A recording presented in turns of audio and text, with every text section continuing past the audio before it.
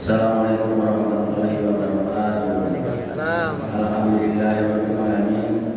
Asyhadu an la ilaha illallah wa asyhadu anna muhammadan mursalin wa ala alihi wa sahbihi ajma'in. Amma ba'du. Sama yang dimuliakan Allah Subhanahu wa taala, Bapak-bapak, Ibu-ibu yang masih duduk di majelis taklim ini, mudah-mudahan kita selalu diberikan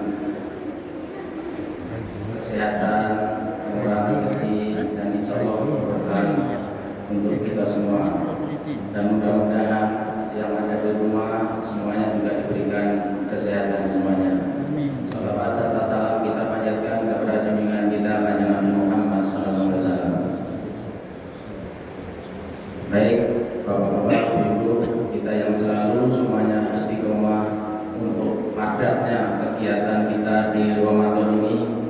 Dari pagi, dari malam, siang kita beraktivitas, sore, malam kita istiqomah untuk selalu menjalankan tarawih bersama, dan malam tadarus, terus ada iktikaf, dan kita pagi ini kita lanjutkan dengan pembacaan Riyadhus Shalihin. Baik, kita lanjutkan dari kelanjutan yang kemarin disampaikan dengan bab sabar, yaitu yang ke-28 dari Abu Yahya Syu'aib bin Sinan radhiyallahu anhu. Beliau berkata, Rasulullah bersabda, "Ajaban li amril mu'minin, inna amrahu kullahu lahu khair, wa laysa dzalika li ahadin illa lil mu'minin. In asyabathu syarahu asyakharu fakana khairan lahu, wa in asyabathu dharrahu sabaru fakana khairan lahu." Sungguh menakjubkan perkara seorang mukmin itu, sesungguhnya seluruh perkaranya adalah baik baginya, dan hal itu tidak dimiliki oleh siapapun kecuali oleh seorang mukmin. Jika dia mendapatkan sesuatu yang membahagiakan, dia selalu bersyukur, maka hal itu baik baginya. Dan apabila dia ditimpa suatu kesulitan, dia akan bersikap sabar, maka hal itu pun baik baginya. Selanjutnya dari Anas radhiyallahu anhu, beliau berkata, yang artinya tatkala sakit Nabi SAW semakin parah, beliau diliputi rasa sakit yang sangat, maka Fatimah berkata, "Wahai menderitanya ayahku." Maka beliau pun menjawab, "Ayahmu tidak akan menderita lagi setelah ini." Tatkala beliau telah meninggal, dia berkata, "Wahai ayahku, dia telah memenuhi panggilan roh yang memanggilnya. Wahai ayahku, surga Firdaus tempat tinggalnya. Wahai ayahku, kepada Jibril kami menyampaikan kabar wafatnya."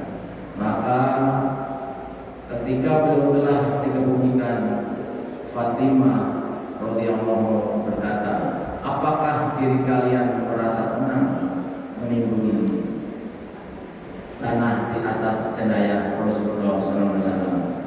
yang diriwayatkan oleh Al-Bukhari. Dan selanjutnya dari Abu Zaid Usamah bin Zaid bin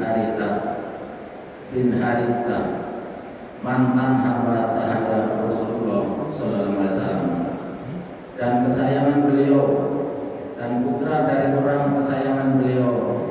Beliau berkata, putri Nabi SAW mengutus utusan kepada beliau bahwa putraku sedang menghadapi sakaratul maut, maka datanglah kepada kami. Maka beliau mengirim utusan untuk menyampaikan salam dan berpesan bahwa sesungguhnya milik Allah lah segala yang dia ambil dan segala yang dia berikan. Segala sesuatu di sisinya memiliki batas waktu yang telah ditentukan, maka hendaknya dia bersabar dan mengharapkan pahala dari Allah Ta'ala. putri beliau mengirim utusan kepada beliau bahwa dia bersumpah beliau harus datang kepadanya. Maka beliau berangkat disertai oleh Sya'ad bin Ubadah, Mu'adz bin Jabal, Ubay bin Ka'ab, Zaid bin Sabit, dan beberapa sahabat lainnya. Maka anak kecil itu diberikan kepada Rasulullah SAW. Maka beliau menundukkannya di pangkuannya, sementara nafas anak itu tersendat-sendat. Maka kedua mata beliau meneteskan air mata. Maka Sya'ad berkata, "Wahai Rasulullah, apa ini?" Beliau menjawab, "Ini adalah rasa kasihan yang dijadikan Allah dalam hati hamba-hambanya." Dan dalam satu riwayat, "Fi qulubi man syaa min ibadi wa innama yarhamullahu min ibadihi ar-rahmah."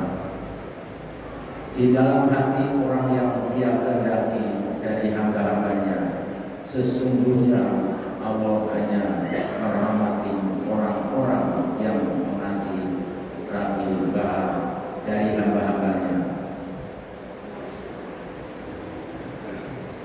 Demikian kami sampaikan sedikit untuk membaca Riyadhus Shalihin. Ini selanjutnya dalilnya cukup panjang dan akan dilanjutkan untuk hari berikutnya. Mudah-mudahan apa yang kami bacakan